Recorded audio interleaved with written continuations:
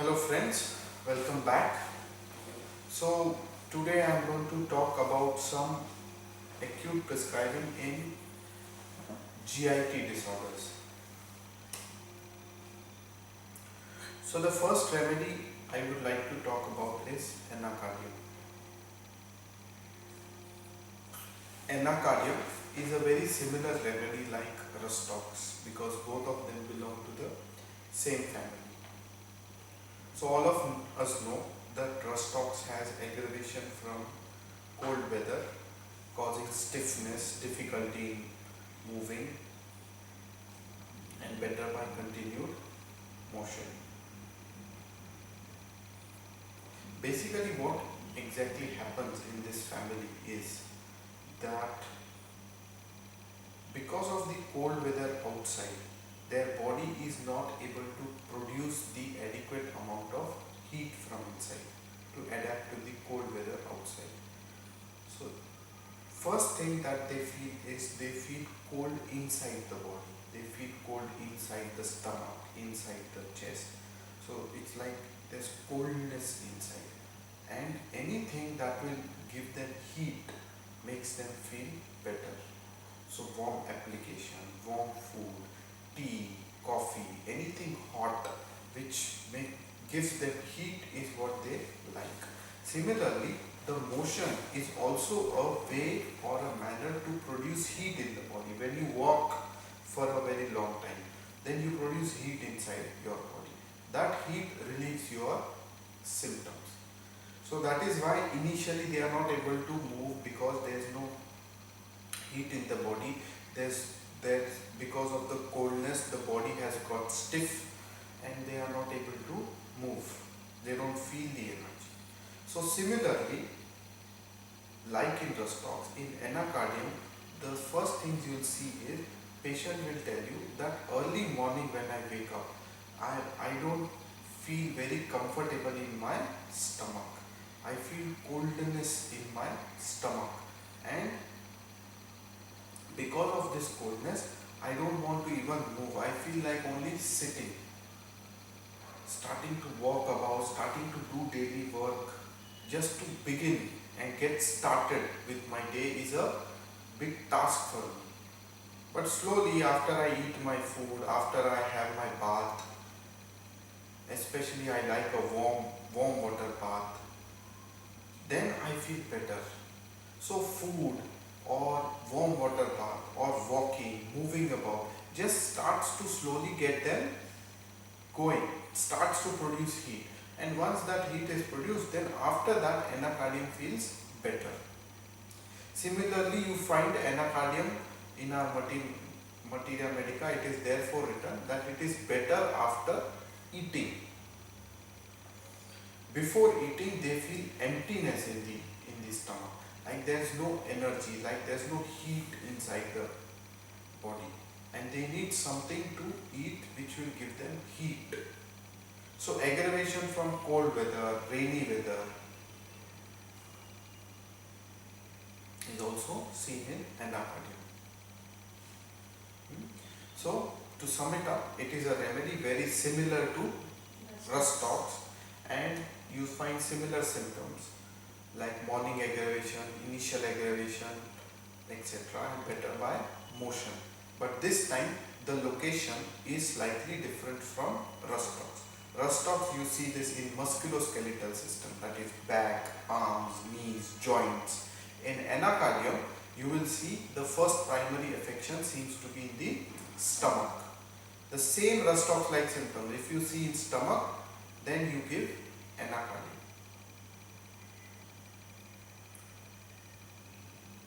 And anything which is producing heat, whether food or whether motion or whether external hot application or whether hot drink, will make them feel better. Anything cold from outside will make them feel worse. So that was anacardium. Now let's move on to the second remedy. The second remedy that I would like to highlight is colchicum. Colchicum again has aggravation from winter, aggravation from cold weather, aggravation from cold drinks, etc., which causes acidity, like not which causes GIT symptoms.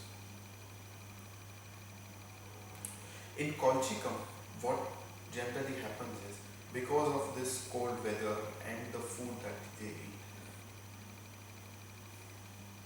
they will develop very severe kind of loose motions and vomiting.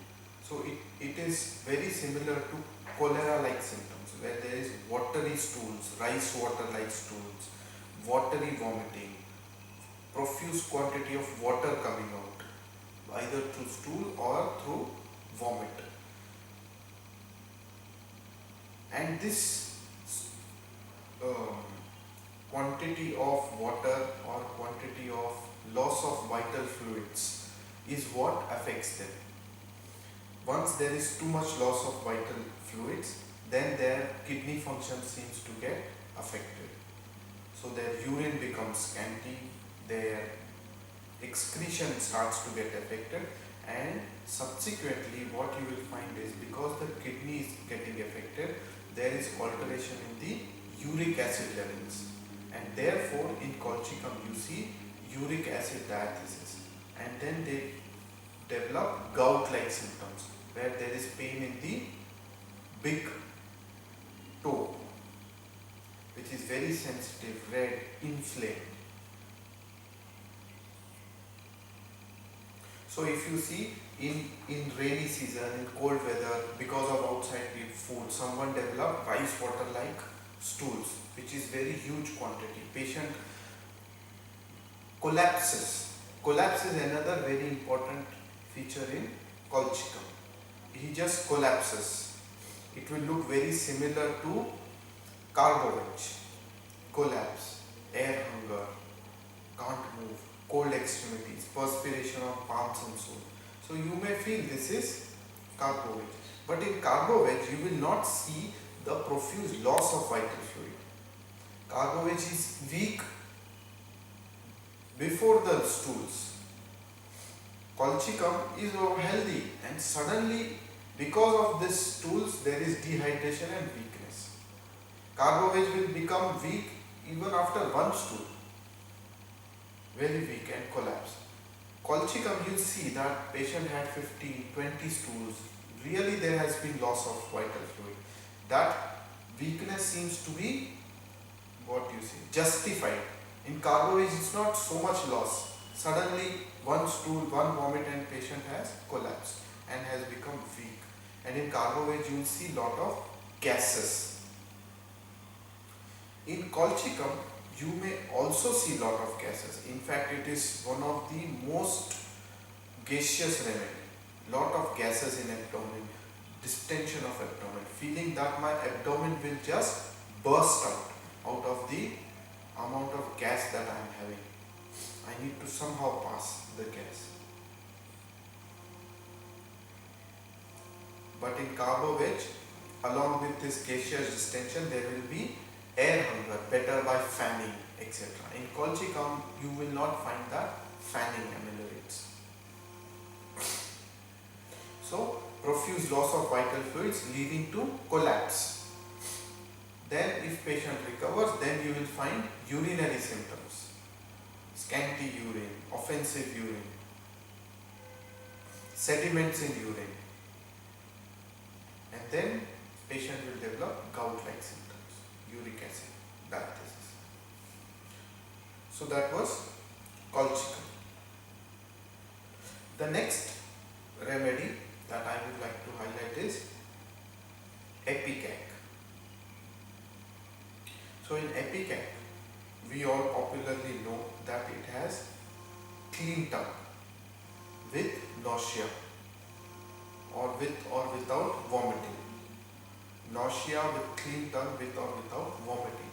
Why clean tongue is important in ipecac is, generally when you have GIT disorder, you always expect some kind of coating on the tongue, some kind of changes in the tongue. But if you don't find that, but patient is showing you very strong symptoms of the GI tract, then that becomes peculiar for epicac. Clean tongue with nausea and vomiting. This vomiting is very peculiar in epicac. It has lot of mucus in it. Vomiting of epicac is very peculiar. So I remember one patient, she had this very constant kind of nausea and vomiting. And she would typically tell that my vomiting is such that everybody is surprised. How am I vomiting so much? Because doctor, I used to eat this much food. So it is okay if that much food comes out. But actually very little food used to come out. I used to vomit like 10 times, 15 times in a day if I started vomiting. And every time with the vomit, there used to be, very jelly-like sticky mucus that used to come out. And I used to feel, where is this mucus coming out from? So much of mucus. Every time I am vomiting, this huge quantity of mucus is coming out. So that is what is bothering me. Where does this much quantity of vomit come out? And the peculiarity is glary mucus-like substance that comes out with every vomit, which is very sticky. That is very peculiar of epicac. When you see glary mucus which is colorless and sticky, that is coming out from the vomit, and very little food which is being actually vomited out. The vomit generally is not very sour or bitter, not so much of taste to the vomit. It's not yellowish. Therefore, epicac is also important for rattling in chest, causing what? Mucus to come out. There is rattling in chest in small children with lot of mucus and blood coming out. But again, rather than the blood, what becomes peculiar there is the stickiness. So you will think this is like Kali Bicro, sticky mucus, or you may think this is antimony tart. But the peculiarity is the amount of mucus. The profuseness of discharge is what is important in epicac. And along with the profuseness is the clean tongue. In antim tart you will find a thick white coating on tongue. Or in Kali Bichrome you will find that there is more destructive change. If some patient has some ulcer inside, patient has developed tuberculosis or something like that. Epicac is not so deep acting, it is slightly superficial remedy. There will be not so much of grave pathology.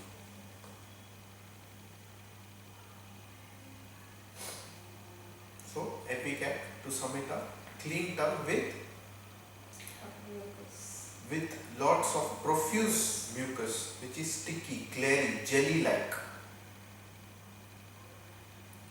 Then the next remedy that I would like to come to is croton tick. So croton tick. In croton tick, what you will find is it generally seems to get aggravated during summer.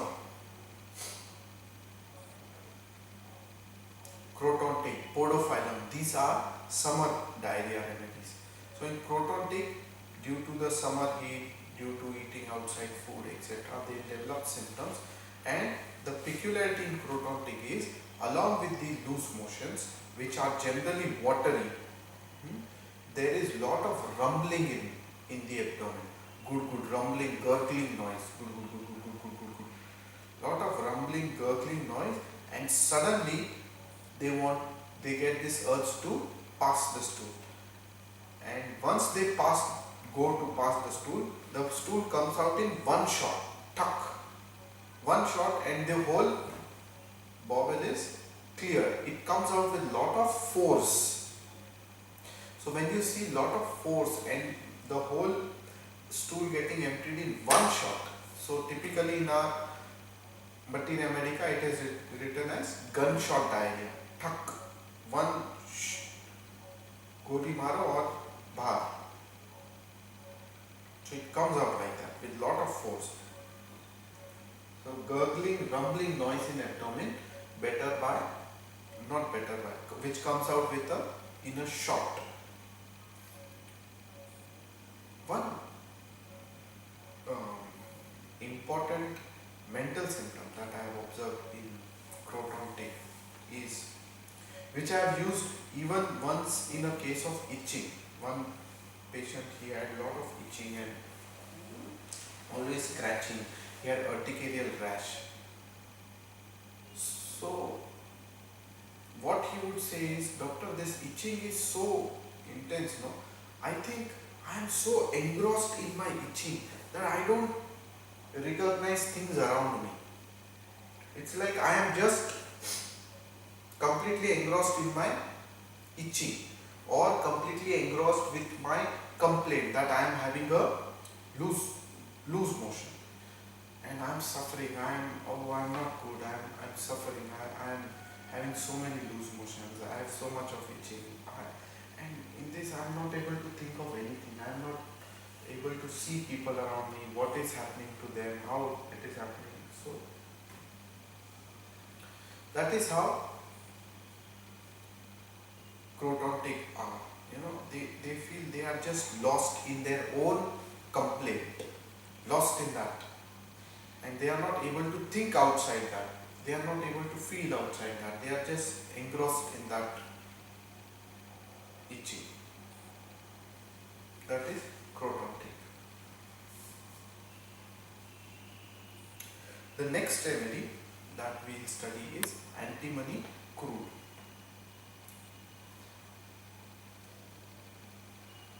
Antimony crude is very similar to antimony tart. Again, here you will find the drowsiness, dizziness, etc.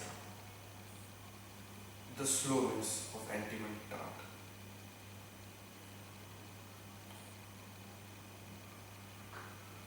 But in antimony tart, what is important is complaints which have started because of excessive food, excessive oily food. You know, मैं शादी में गया था and in that marriage बहुत खाया मैंने. I ate everything. I ate all kinds of puris, all kinds of vegetables, all kinds of oily food, which I overate.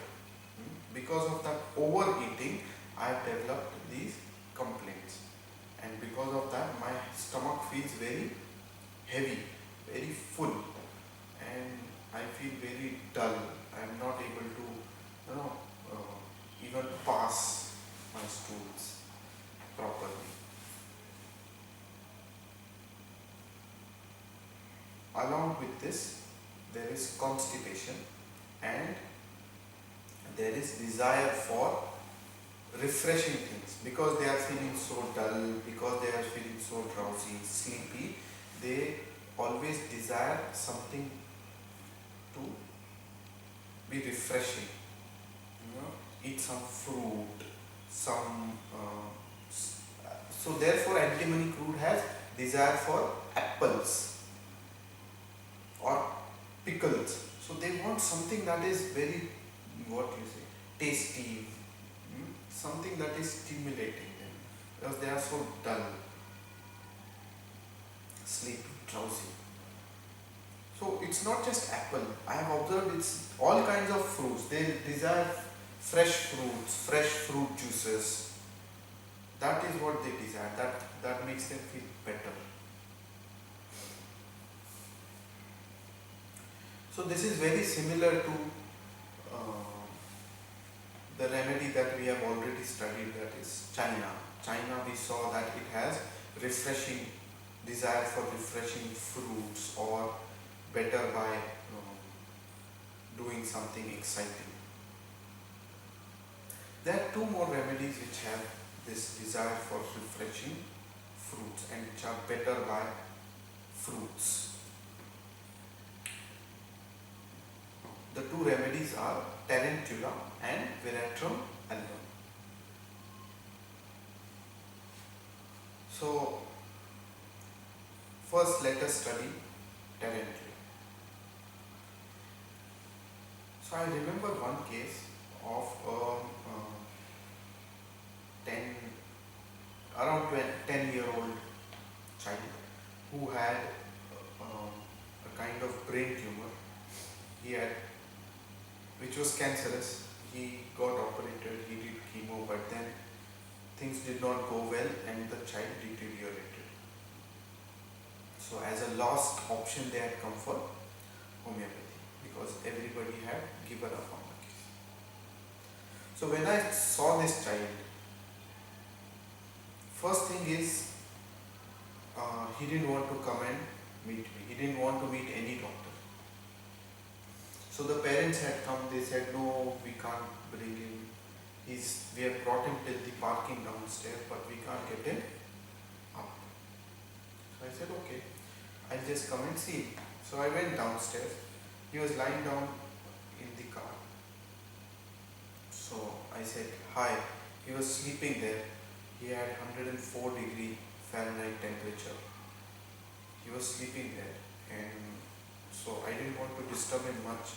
I just touched him. I just said hi, and he kicked me. He said, go away from me. Go away. I don't want to talk to you. And then he started abusing me, and very offensive, bad languages.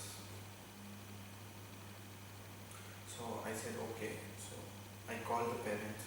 I started taking the case. So the parents said that his main complaints now are that one is he is having this 104 degree Fahrenheit temperature which is not reducing in spite of medicines, in spite of antibiotics, and he is constantly complaining, and he's saying that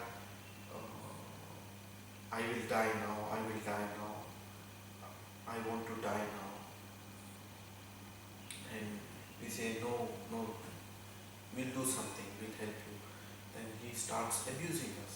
Then he starts giving all below the belt, very, very bad, offensive language. I don't want to utter those words. Very below the belt, offensive language he used to use, and he used to give these abuses to his mother, to his father, to his doctors, everybody he was abusing. And then, if they gave antibiotic, the temperature used to come down to 101. After 6 hours, the temperature used to go back to 104. Once it was 104, then he used to start abusing, and it was like constant. It was like he's in delirium and he is abusing, constant abusiveness. And the only thing that he would eat is no food, etc. He would only eat fruits, or he would only eat bananas or apples or some kind of fruit, nothing else. So this is very peculiar of spider remedies in general. When you see abusiveness, offensive language during fevers, very abusive, offensive language during fevers, along with desire for refreshing fruits. Or in fact in tarantula, they don't eat anything. They are very clear, either I will eat fruit or I will eat nothing. In China, in Antim-Taran or Antim-Fruit, they eat something else also. It's not like I want to eat them, but if I don't get them, I'll eat something. But in tarantula, they will eat only this or nothing. Nothing. Chute bhi nahi, wo haath bhi nahi lagate. And this is peculiar not just to tarantula but to other spider remedies also. Very popularly we know Theridion has desire for bananas or better by bananas. So Theridion, Arenia exobola, Lactodectus, tarantula, all of them have this desire for refreshing fruit or only fruits, along with abusiveness, very offensive language.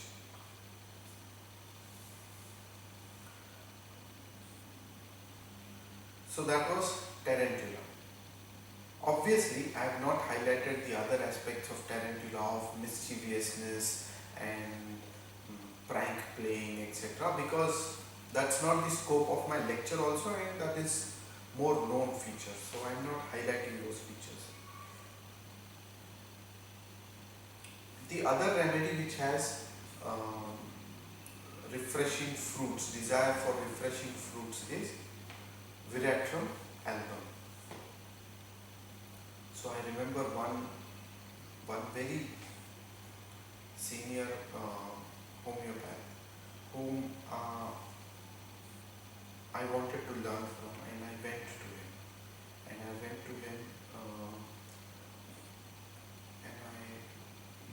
I called him. He was not from Pune, he was from outside Pune. So I called him first. I said, "Sir, I want to come and learn from you."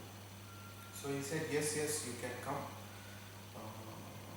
But you are from Pune, so हाँ, आपके यहाँ पर है ना वो अंजीर मिलता है, no, you get this fruit, fig. So while you are coming, please get fig for me. I said, sure sir, I'll get it for you. So then I start learning from him. I give him the fig. He's very happy. So he starts teaching. Then, before I reach that city, I wait, and before I start to learn from him, the first thing he says, "It's been very long time that one big homeopath has come from this part of the world. I will bring up one big homeopath. You just stay with me. I will make you the very popular, very big homeopath. I have not become popular because of some strange reasons, but I am so good, I am this, I am that." And he started, boasting himself a lot. I said, okay. And then one day it so happened that he had come to Pune. We stayed with him for 1 month, then we came back. So I and my friend had actually gone. So when he had come to Pune, my friend invited him for dinner at his home. So he was kind enough. He came, we had lunch at my friend's house. We had dinner, and he didn't eat much. He said, okay, I'll taste everything. So we thought maybe he must have had some food. So then we took him, we thought we'll drop him to the hotel. While we were traveling, he made us stop. He said, "Hey, that fruit, I love this fruit. Please get that for me." Then, this fruit I don't get in my city. Please get that for me. This, I think at least for 3 or 4 stops we had to just purchase fruits, and he didn't have any dinner. So, thinking of him, I always relate him to Veratrum album, because one is desire for fruits and refreshing fruits, and other thing is the aspect of boasting, which Veratrum album. I can do this, I can do that, I will do this, just boast yourself that you are so great, I am a great person. And I will also make you a great person. So that is how Veratrum albums are. So these were the remedies that I wanted to discuss.